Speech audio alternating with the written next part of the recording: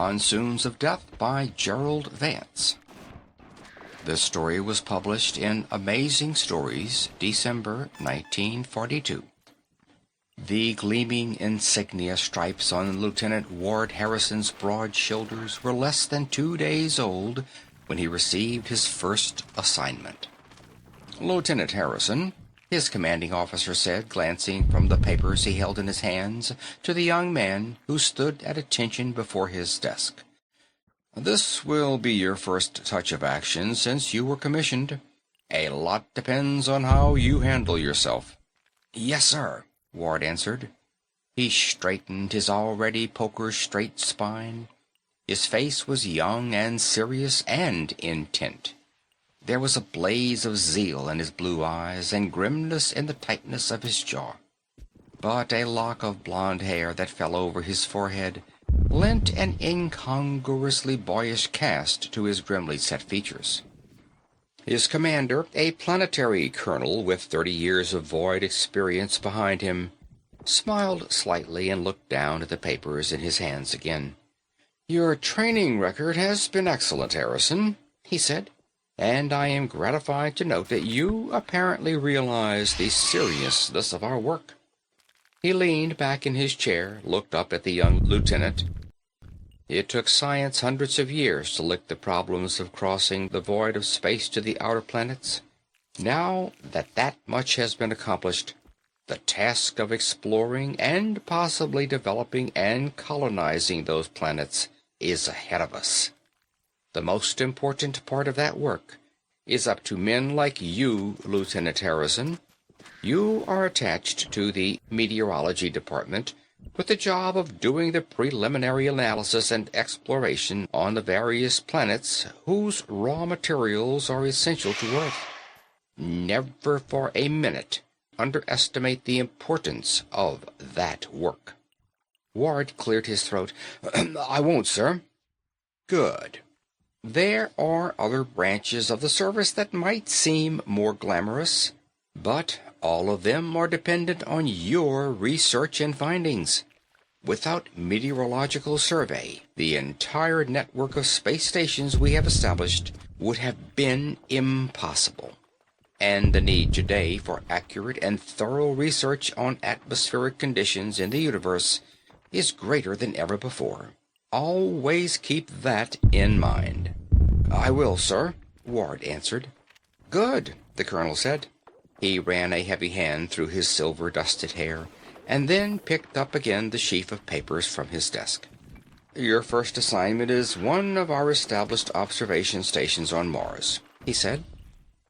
Ward kept his face woodenly expressionless, but it was hard to conceal his disappointment. He wanted adventure and danger. He wanted to prove his courage and loyalty on some perilous journey to the uncharted, unexplored area, and there was little hope for such action on an established base. "The station to which you are being sent," the colonel went on, "was established 3 years ago by the man who is still in command there, a civilian by the name of Thomas Halliday. He is alone there now. His assistant died about 6 months ago. You will act as Halliday's assistant in atmospheric experimentation and in the collection of meteorologic data. Despite the fact that he is a civilian, you will take your orders from him. Is that much clear?" "Yes," Ward said. He had to fight to keep the bitterness he was feeling from showing in his voice. He had been prepared for anything, but this was too much to accept cheerfully. Serving on a dull, one-man base under the domination of a civilian who had probably been rejected by the regular service for timidity or incompetence was a bitter pill to swallow. Ward found a real, though illogical, resentment welling in him, and the object of this resentment was Thomas Halliday. "Thomas Halliday," the colonel said, "is a very careful, painstaking meteorologist. He is completely dependable and reliable. The information he has sent us to date is accurate and thorough. Moreover, he is extremely cautious." The colonel paused and frowned, and his thick, strong fingers drummed irritably on the top of his desk. "Damn it," he said with sudden explosive impatience. "Sometimes I think the man is too cautious. He's been there 3 years now, and he still hasn't sent us a complete report on conditions there. Caution and care are fine qualities, but like all things, they can be overdone. We're planning on erecting a large special base in his locality when we finally get all the information, but we can't make a move until Halliday comes through." "Is there any reason why the research might have been delayed?" Ward asked. The colonel shook his head. "Not as far as we know. Now, don't get me wrong, I'm not damning any man until I know all the facts.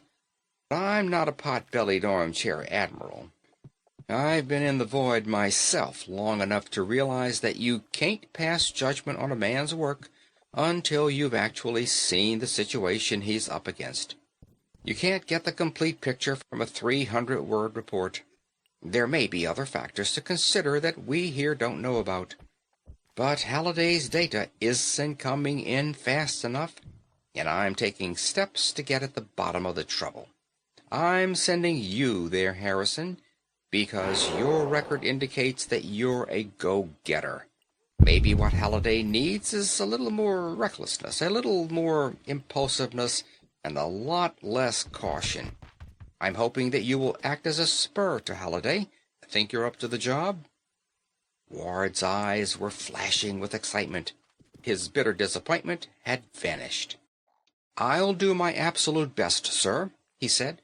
The colonel's word had crystallized his swiftly formed animosity for this Thomas Halliday. The man was obviously a timid creature without sufficient guts to do a man's job. Ward felt an itching impatience to get started on this assignment. He wanted to meet Thomas Halliday. He was very anxious to begin his new duties as a spur to the man. "Halliday hasn't given us much information about what he's discovered on that section of Mars," the colonel said. "He's confined his reports exclusively to atmospheric data. In his first report, he mentioned that the area was inhabited, and I got the impression that he hasn't found the natives particularly friendly, but since he hasn't mentioned them since, I gather that he hasn't had any trouble with them. I guess that's about all, Lieutenant. This is an important job, and if you find any reason for Halliday's delay in getting that job done, I want you to flash me a message immediately. I'm putting a lot of confidence in you, young man, but I don't think it's misplaced." The colonel stood up and extended his hand. "Good luck, son." Ward took the older man's hand in a firm grip. "Thank you, sir. I'll do everything I can to justify your confidence in me." He saluted, right-about-faced smartly, and strode toward the door. The colonel followed his straight young back with his eyes, and there was a smile of pride on his face. Lieutenant Ward Harrison, in the opinion of the colonel, was definitely an excellent addition to the forces of Earth. Lieutenant Ward Harrison thought so himself, but he would have suffered his tongue to be torn out before admitting it. 3 days later, at 2440 interstellar time, Ward Harrison arrived at the Earth observation base located in the uncharted, inaccessible area of the southern plane of the planet Mars. As he flashed into the atmosphere of the planet, he cut the rear propulsion rockets of his slim single-seater and prepared to land. He sighted the base's small cluster of buildings and the mooring tower in his 4-visa-screen, and he made quick, rapid adjustments on his instrument panel as his slender ship slanted toward them in a screaming dive. When the nose of his ship made contact with a mooring socket, he set all his instruments at 0. He climbed to his feet and stretched wearily. Then he walked to the sliding side door of the ship, released the airlock, and stepped out onto the ramp that flanked the mooring tower. From this position, some 200 feet above the ground, he had his first look at the terrain of Mars. Great gray wastelands spread endlessly in all 4 directions, and the only break in this monotony was a low ridge of hills on the far distant eastern horizon. Ward shivered slightly. He hadn't been prepared for anything this depressing. The small group of squat buildings beneath him looked like tiny objects adrift in a vast, terrible gray sea. A man appeared at the door of the central building, and Ward felt an idiotic sensation of relief at the sight of a human moving figure in that dead, silent, gray terrain. The man waved to Ward and walked from the doorway toward the base of the mooring tower. Ward descended to the ground in the small cage of the tower elevator. He stepped out onto the soft, flaky soil of Mars as the man he had seen from above came up to the tower. "Lieutenant Harrison reporting for duty, sir," he said. He saluted and noticed with a certain satisfaction the other's embarrassment at this military recognition which he didn't deserve. "My name is Halliday," the man said, after a short, awkward pause. He extended his hand. "I'm certainly glad to have you here, Lieutenant." As Ward shook hands, he appraised the man carefully and found nothing in his examination to change his previously acquired opinion. Thomas Halliday was small and stooped, with sallow features and nervously shifting eyes, which looked startlingly large behind thick, strong glasses. His hair was thin and faded brown in color. There was a peculiar tight look about his mouth and jaw, as if he were in a continual state of faint exasperation. This, thought Ward, was the man who had been holding up the development of this area for 3 years, and looking at him it was easy to see why. Ward had his bag in his hand. Halliday, noticing it, asked, "Did you bring any arms with you?" Ward patted the ray tube in the smart military holster at his hip. "Just this," he said. He added dryly, "Expecting trouble?" "No," Halliday answered. His eyes shifted from Ward's and swept about in a long inspection of the vast, sprawling, deserted terrain that stretched away on all 4 sides like a boundless ocean. "But," he added, "it's when you're not expecting trouble that you're most likely to run into it." Ward smiled to himself as he followed Halliday's thin, stooped figure to the main building, a squat, solid structure of heavy duralloy steel, with only one door and no windows at all. The man was obviously a neurotic mass of nerves, or else he was indulging in a bit of melodrama to impress his new assistant. Halliday stepped aside at the door, and Ward preceded him into the hot, sparsely furnished room. Halliday followed him, closing the door behind him and setting the mechanism of a powerful automatic lock before turning to Ward with an apologetic little smile. "You'll find it rather cramped at first," he said. "I'll sleep out here, and you can use the storeroom as a bedroom. That's all the living quarters we have, excepting the kitchen, but I'm sure we'll manage." Ward set his grip down and glanced about at the chart-covered walls, the plain, badly scuffed furniture, and he was not particularly enthused at the prospect of being cooped up in this hot little oven of a room with Halliday. "What about the other buildings?" he asked. "Surely there'd be room there for me to bunk?" "We use those buildings for equipment," Halliday said, "and besides, this building is safer." Ward glanced at the little man with a faint, ironic smile. "Is there something to be afraid of?" His tone was blandly polite, but he could not completely conceal an undercurrent of contempt. "I don't mean to alarm you, Lieutenant," Halliday said, "but this area of Mars is not quite the safest place in the universe." He removed his thick glasses with a nervous little gesture and smiled uncertainly at Ward. "I really think it wiser for you to sleep here." "Unless that's an order," Ward said, "I'd rather sleep in comfort in one of the other buildings and take my chances on your boogeyman catching me." Halliday replaced his glasses. He was no longer smiling. "I'm afraid, Lieutenant, you must consider it as an order." He turned slowly and rechecked the huge, gleaming lock on the door, then walked to a littered, dusty desk at one corner of the room and sat down. It was obvious that the discussion was ended. Ward shrugged and carried his grip into a small, windowless storeroom that was directly off the main room of the small structure. There were bales of supplies, a cot, and a stool. A vague, musty odor permeated the air. He tossed his grip onto the cot, stripped off his tunic, and walked back into the room where Halliday was seated at his desk. Halliday looked up with a smile and removed his glasses with a characteristic nervous movement of his thin hands.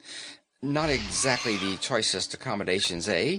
he said in an attempt at heartiness, which struck Ward as being almost pathetic. "I'll get by," Ward said. He loosened the collar of his shirt and glanced at the massive steel door, closed and tightly locked. "Any objection to letting in a little air?" he asked. "It's pretty close in here." Halliday smiled, and his eyes flicked to the closed door.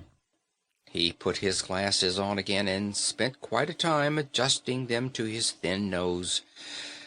"I'm afraid we'll have to put up with the closeness," he said. Ward sighed and sat down in a chair facing Halliday. "You're afraid of something," he said bluntly. "Supposing you tell me about it." "As a matter of fact, I was meaning to," Halliday said. "You see, on this section, we're pretty well isolated from the rest of the Earth stations on Mars. We receive all supplies and mail by a direct materialization unit. No spacecraft puts in here. We're all alone, and if anything happens to us, all the data and work that has been compiled might be lost." As Halliday removed his glasses again with a quick, aimless gesture, Ward thought, "A lot you care about the records and data. It's your skin you want to save." Halliday coughed and replaced his glasses. This area is inhabited by a species of creature which I do not believe has been classified. I do not know if they are human or if they possess intelligence. I do not even know if they are alive in the sense that we speak of life. Possibly their energy is of electrical or carboniferous origin, or it could be even vegetable in nature. As you see, I know little enough about these neighbors of ours, but I do know that they are dangerous. They resent the work that is being done here." Halliday frowned and twisted a pencil in his hands. "I'm not even sure of that. Possibly they are without rational motivation at all. It may be that they are merely moved to action by the sight of another object in motion, but whatever their reason, they have been very troublesome. That really is all I know about them, and that is the reason I exercise such care. I have a small periscope installed on the roof, and before I unlock the door, I study the entire surrounding terrain to be sure there are no raspers in sight." "Why do you call them raspers?" Ward asked. "Because of a peculiar sound that seems to emanate from them," Halliday explained. "My former assistant and I had to call them something, and raspers seemed as logical as anything else." "Have you ever seen one of these, raspers?" Ward asked. "I'm not sure," Halliday said thoughtfully. He removed his glasses again. "I've had 2 brushes with them, but I'm not sure that I saw them distinctly either time. Possibly the picture that came to my mind later was supplied by my imagination, but I know there is something very repellent and fearsome about them. I felt that much." Ward crossed his legs and lit a cigarette casually. "Can these things be killed?" he asked. "I don't know," Halliday answered. "The 2 chances I had, I was too scared to find out." Ward felt a cold anger against this man growing in him. This man had been entrusted with the task of surveying the atmospheric conditions of this area, a vital, desperately necessary job, and he was dawdling along, timidly hugging the cover of this fortress because of a stupid, half-imaginary fear of the natives of the area. He felt his cheeks growing hot. "We can't stay cooped up here indefinitely," he said. "How about the work we're supposed to be doing? Or does that bother you?" Halliday looked at him queerly and then dropped his eyes. He fiddled nervously with his glasses. Ward suddenly found the gesture maddening. "For Pete's sake!" he exploded. "Leave 'em on or leave 'em off, one or the other. That's apparently your only job here, taking those damn glasses off and putting them back on again." I'm sorry," Halliday said quickly, apologetically. "It's just a habit, I guess. It's a little something to break the nervous tension of being here all alone, thinking." His voice trailed off, and his hand moved nervously toward his glasses and then fell back limply in his lap. "About the work here," he said in a mild, controlled voice. "We are forced to work on a definitely limited schedule. I have field apparatus located at points several miles distant from here, but we can't venture out to take the necessary readings until the weather is propitious." "What's the weather got to do with our taking readings?" Ward demanded. "Simply this. There are certain periods of intense precipitation on this area of Mars. These periods are accompanied by high-velocity winds. The atmospheric disturbance reaches monsoon proportions. During such periods, for some reason, the Raspers are exceptionally active. Something in the nature of the monsoon reacts on them with very savage results. They seem to feed on the electrical disturbances in the atmosphere. They go wild during these changes in the weather and search for any moving thing to destroy. In some manner they are able to cover enormous distances during the monsoon, and they can travel with incredible speed. When a monsoon is threatening, I never leave the station." Ward listened in growing irritation to this explanation. "How often do you have monsoons here?" he demanded. "Unfortunately, quite often," Halliday answered. "All of my instruments indicate now that one is brewing. I haven't been able to do more than a few hours of work in the last 2 months. I've been waiting for the weather to break, but so far it hasn't." "Do you mean to tell me," Ward said incredulously, "that you've been sitting here twiddling your thumbs for the past 2 months because you're afraid to take a chance on a wind blowing up?" "That is exactly what I mean," Halliday said. "But it isn't the wind I'm afraid of. It's the things that come with the wind that make any field work impossible. I've learned a few things about the Raspers in my 3 years, and one is that it doesn't pay to give them a chance. That's all they need. That's all they're waiting for." Ward stood up impatiently and jammed his fists into his pockets. It took all of his self-control not to let his anger and contempt for the man explode in roaring fury. "I can't understand your attitude," he said at last through tight lips. "I'm green and new here.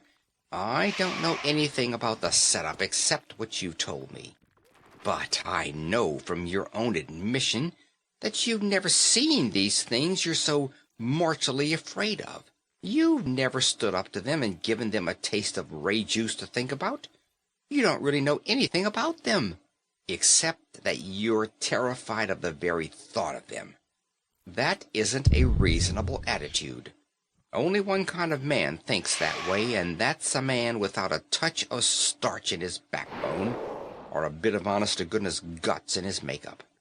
If you want to hug this place like a scared schoolgirl, that's all right. But I'll be double damned if I'm going to let any superstitious nonsense keep me from doing the job I was sent here to do." "That is a very brave speech, Lieutenant," Halliday said, "and I admire you for it. But you are going to do as I say in spite of your own opinions. We will stay here and take no unnecessary chances until our instruments indicate that the monsoon weather has passed. That is an order." Ward choked back his wrath. He glared at Halliday for an instant, then wheeled and strode into the small storeroom that was to serve as his sleeping quarters.